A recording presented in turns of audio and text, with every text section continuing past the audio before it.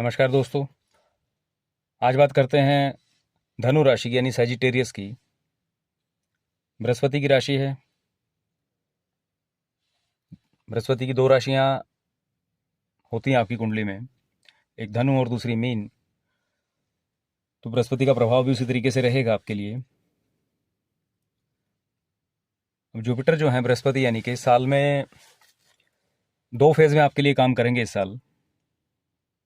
जैसे कि मैंने बाकी राशियों में बताया है कि मई में राशि परिवर्तन होना है बृहस्पति का। तो जनवरी से लेकर के अप्रैल तक एक फेज है और मई से दिसंबर तक का दूसरा फेज रहेगा। तो उस पर बात करेंगे हम। लेकिन सबसे पहले बात करते हैं आपके जो फिक्स प्लैनेट रहेंगे उनको लेकर के। मजबूत राशि है धनु, और शनि की प्लेसमेंट इस तरीके से है आपके लिए कि आप पराक्रम से तो भरपूर हैं, लेकिन दिक्कत यह है कि दिमाग काम नहीं करेगा इस साल। मतलब ताकत की कमी नहीं है, लेकिन बुद्धि को जो एक्सपेंशन देनी होती है ना, वहां कमी महसूस करेंगे।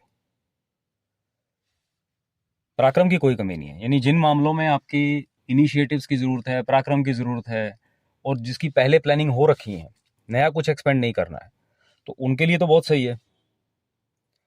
हालांकि अप्रैल तक ठीक है, फिर भी नया कुछ और फर्दर जो कुछ रह गया है उसको आगे बढ़ा सकते हैं।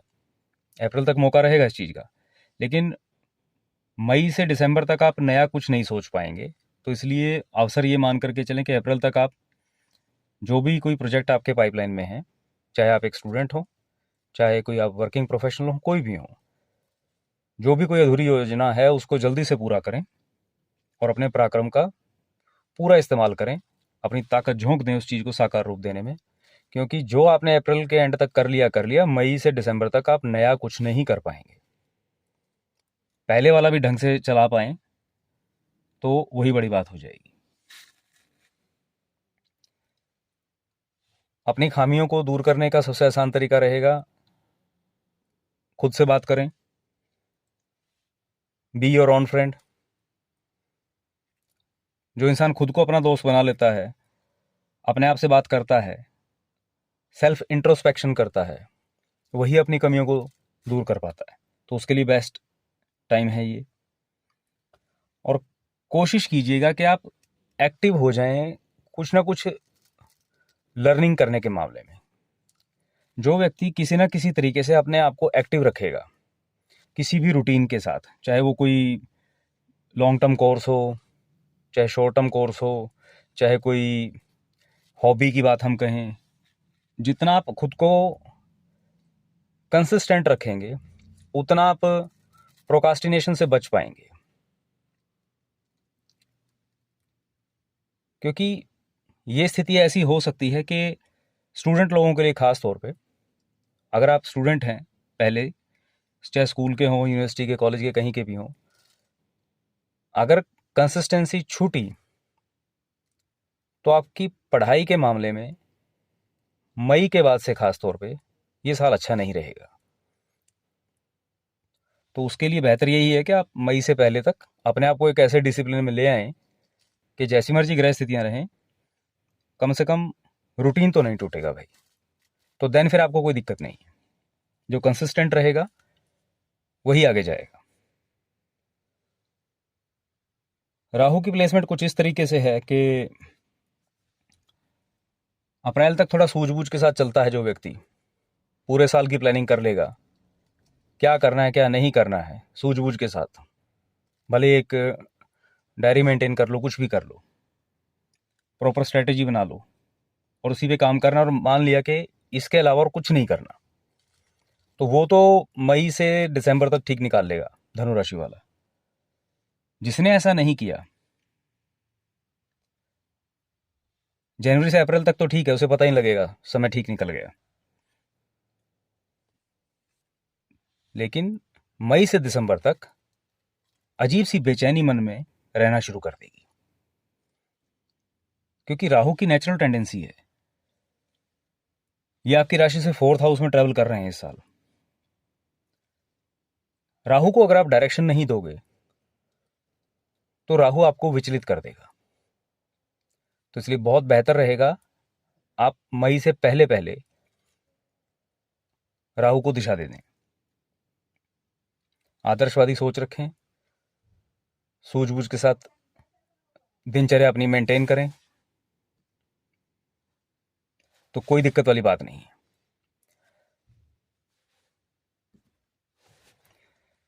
और जो अप्रैल तक का समय आपके लिए है, बहुत सारे लोगों को घूमने फिरने का भी बहुत चस्का रहेगा, क्योंकि राहु टिकने नहीं देता है।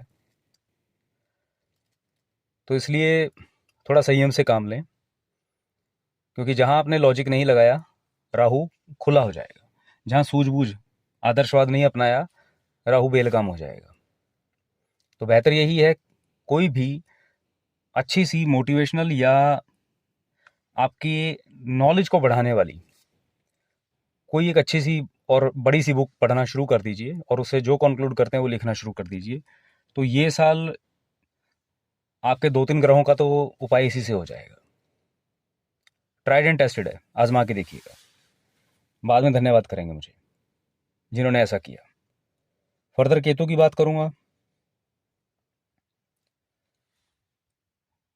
आपके कार्य क्षेत्र में केतु आपके राशि से 10th हाउस में विचरण करेंगे, तो आपके कारोबार को प्रभावित करना लाजमी है। अब जो व्यक्ति सूझबूझ के साथ चलेगा, नॉलेज को अपना आधार बना के चलेगा, तो उसके लिए तो कोई दिक्कत नहीं आने वाली। मई के बाद, मई से पहले तो ठीक है, जैसे चल रहा है अपना चलता रहेगा, कोई दिक्कत नहीं। ये मई के बाद की बात कर रहा हूँ, मई से दिसंबर तक। तो आपके अपने कार्यक्षेत्र में किसी प्रकार की रुकावट ना आए, उसके लिए आपको नॉलेज को आधार बनाना पड़ेगा। तो अप्रैल तक का समय है, आपने कारोबार से रिलेटेड जो भी आपको नॉलेज अपनी अपग्रेड करनी है वो कर लीजिए। जो ऐसा कर लेगा, मई से दिसंबर तक केतु सुचारू रूप से आपके काम में खुद हाथ बटाने वाला काम हो जाएगा। जो ऐसा नहीं करेगा उसको समझ में नहीं आएगा कि काम में रुकावटें आ क्यों रही हैं। ये बात नोट कर लेना। अगर दिक्कतें आए तो तब आपको ज्योतिषीय सलाह के हिसाब से उपाय करने पड़ेंगे, और कोई आपके पास ऑप्शन नहीं है। क्योंकि कहावत है दोस्तों के कुएं तब खोदो जब आपको प्यास ना लगी हो, क्योंकि जब प्यास लगेगी तब आप कुआं नहीं खोद पाओगे। तो इसलिए जो तैयारी करनी है आपके बस में है, वो है जनवरी से अप्रैल तक का समय। जो इस समय में चूकेगा, बाद में उसको मई के बाद फिर ज्योतिषीय उपायों के अलावा और कोई ऑप्शन बचेगा नहीं। आगे बात करते हैं ओवरऑल आपका साल कैसा रहने वाला है। बृहस्पति आपके राशि लॉर्ड हैं, मई से पहले यानी कि जनवरी से अप्रैल तक 5th हाउस में रहेंगे। सही समय है, अच्छा चल रहा है। खुद को जितना अपग्रेड करना चाहते हैं, जितना ज्ञानार्जन करना है, जितना खुद को फिनिशिंग टच देना चाहते हैं, दीजिए। बेहतर समय है, और बेहतरीन हो जाएंगे। जैसा पहले ही मैंने कुछ ग्रहों के मामले में बोला है। तो यानी ओवरऑल लेवल पे नॉलेज, ज्ञानार्जन करना, खुद को अपग्रेड करना, कोई नए सर्टिफिकेट, डिग्री हासिल करना, ये आपके लिए बहुत ही ज़्यादा बेनिफिशियल रहेगा। लेकिन मई से प्लेसमेंट बदलेगी। मई से हालात कुछ इस तरीके के आएंगे कि अगर आपने अपने आप को तैयार नहीं किया है तो आपका डिस्टर्ब होना लगभग तय है, क्योंकि हेल्थ भी गड़बड़ जाएगी। क्योंकि जो लापरवाही से चलेगा, अचानक से बृहस्पति आते ही हेल्थ इश्यूज देंगे। पहले से ही अगर आपको पेट से संबंधित कोई समस्याएं हैं तो वहाँ पे मई के बाद से राइज होना स्टार्ट हो जाएंगी। तो ये समझना ज़रूरी है आपका। ये साल थोड़ा सा संभल के चलने का है। संभल के चलेंगे तो आप बहुत कुछ अर्जित भी करेंगे। जो नहीं संभल रहा है उनके लिए बता रहा हूँ कि हेल्थ और ओवर एक्सपेंसेस मई से दिसंबर तक आपके खजाने को, बैंक बैलेंस को खाली कर सकते हैं। धनु राशि वालों को ये चीज़ समझ के चलना होगा कि अगर आपने जनवरी से अप्रैल तक खुद को अपग्रेड नहीं किया तो मई से दिसंबर तक बृहस्पति यानी जुपिटर आपके हेल्थ और ओवर एक्सपेंसेस पे ऐसा माहौल बनाएंगे कि आपकी जमा पूंजी खर्च हो सकती है।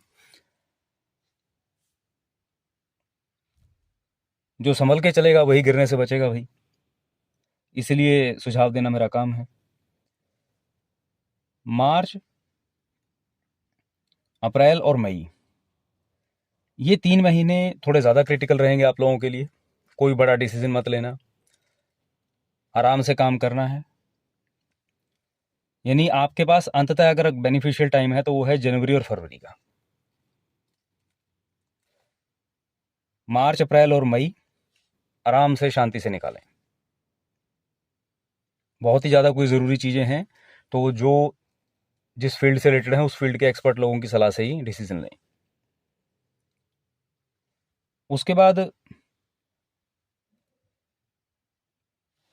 जिन्होंने अपना नॉलेज का बैकअप बना लिया है उनको कारोबारी चीज़ों पे दिक्कत नहीं आएगी। बाहर की जो एक्सपेंशन की बात करते हैं, अपना सर्कल है वो बढ़िया तरीके से वो एक्सपेंड कर पाएंगे खुद को। खर्च जो है वो इन्वेस्टमेंट में बदल जाएगा, मतलब वो योग बदल जाएगा ना, मतलब जमा पूंजी कम होगी तो वो खर्च होने की बजाय इन्वेस्ट हो जाएगी।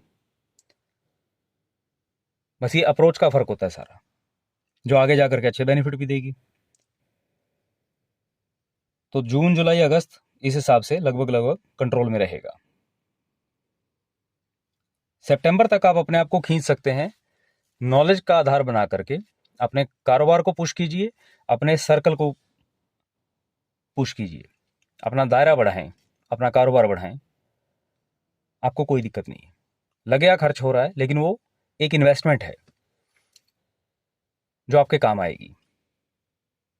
मतलब जैसे होता है ना कि एक बाग लगा रहे हैं आप, तो बाग जिस साल लगता है उसी साल फल नहीं आते हैं उसमें, उस साल तो सिर्फ खर्चा हो रहा होता है, ठीक है। लेकिन अगर आपने सही पौध लगाई हैं, सही पौधे लगाए हैं, अच्छी क्वालिटी के लगाए हैं, बढ़िया से उनकी देखभाल कर रहे हैं, तो जब वो पैदावार देंगे, फसल देंगे, फल देंगे, तो वो आपको माला माल कर देगा। तो ये कुछ ऐसी ही तैयारी समझें इस साल की। अक्टूबर, नवंबर और दिसंबर, इनमें लड़ाई झगड़े से बचना है। जोखिम वाला काम कोई भी नहीं करना है, खास तौर पे बॉडीली रिस्क जहां पे होता है। रैश ड्राइविंग नहीं करनी है।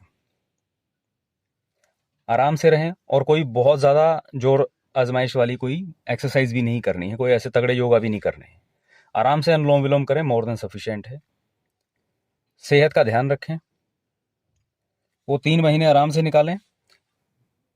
मेडिटेशन करें, सबसे बढ़िया। प्राणायाम किया, मेडिटेट किया, मोर देन सफिशिएंट।